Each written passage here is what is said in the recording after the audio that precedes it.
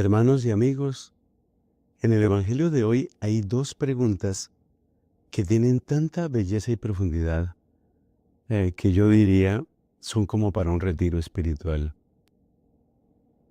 Una pregunta la hace Cristo y otra pregunta la hacen aquellos primeros discípulos de Cristo, es decir, Andrés y Juan. ¿Cuál es la pregunta que hace Cristo? ¿Qué buscáis? ¿Y cuál es la pregunta que hacen ellos? ¿Dónde vives? Yo te invito a que tomemos esas dos preguntas y las dejemos penetrar profundamente en nuestro corazón. ¿Qué buscáis? Pongámoslo en singular. ¿Qué buscas? ¿Qué buscas? Permite que Cristo te haga esa pregunta. ¿Qué buscas? Deja que esa pregunta llegue profundamente a ti. ¿Qué buscas? Y luego trata de responderla. Esa pregunta sirve como de espejo porque finalmente nos muestra mucho de nosotros mismos. Por ejemplo, si yo me hago esa pregunta, tengo que profundizar en cosas como estas. ¿Qué estoy buscando realmente? ¿Qué busco? ¿Tener dinero? ¿Ser muy importante? ¿Recibir muchos aplausos? ¿Aprender muchas cosas? ¿Pasarla bien y disfrutar? ¿Tener muchos amigos y nunca sentirme solo? ¿Qué busco? Cuando hacemos esa pregunta en serio, lo que terminamos encontrando son nuestros amores, porque finalmente lo que uno busca se corresponde con lo que uno ama. Hay una frase que tiene San Agustín, un pensamiento de San Agustín que yo creo que es muy ilustrativo aquí. Decía San Agustín, amor meus, pondus meum.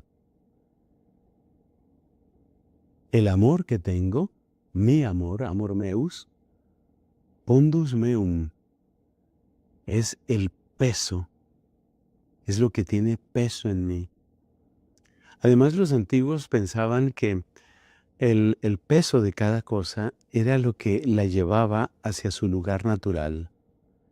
Así, por ejemplo, los objetos pesados parece que quieren, parece que buscan ese lugar bajo, ese lugar apropiado para su peso. El humo sube, cada cosa busca su lugar natural, así pensaban los antiguos. Y en esa línea va la frase de San Agustín, amor meus pondus meum, es decir, hacia donde está mi amor, hacia allá va mi inclinación. O sea que termino buscando en razón de mi amor, en razón de lo que realmente amo. La persona que ama el placer, pues termina buscando placer de alguna manera o de otra. Eso es lo que termina buscando. Y la persona que termina buscando ese placer, pues va a tener los frutos, pero también las consecuencias de ese placer. Si lo busca desordenadamente, va a tener consecuencias. Por ejemplo, su cuerpo se enferma. O por ejemplo, deja un rastro de dolor en otras personas. Entonces esa pregunta es muy importante porque es la pregunta que nos permite escrutar el amor. Escrutar qué amor tiene poder en nosotros. Y esa es la pregunta que nos hace Cristo hoy. Y luego está la pregunta de los discípulos de Cristo, ¿dónde vives? Es una pregunta que también tenemos que hacernos nosotros. ¿Dónde vive Cristo? ¿Dónde me encuentro con Cristo? Me encuentro con Cristo, por ejemplo, en las Escrituras, porque decía el Señor, refiriéndose a las Sagradas Escrituras, decía, ellas hablan de mí. Me encuentro con Cristo en la Eucaristía, porque dijo el Señor, esto es mi cuerpo, esta es mi sangre. Ahí me encuentro con Él. Me encuentro con Cristo en la persona de los necesitados y los pobres, porque dijo Cristo, lo que hicisteis a uno de estos mis humildes hermanos, a mí me lo hicisteis. Me encuentro con Cristo en la oración, porque efectivamente dice Cristo, lo que pidáis al Padre en mi nombre, yo lo concederé. Me encuentro con Cristo en la comunidad cristiana, porque Él dijo, donde 2 o 3 se reúnen en mi nombre, allí estoy yo. Me encuentro con Cristo en la creación, porque nos enseña San Pablo que todo fue hecho por Él y para Él.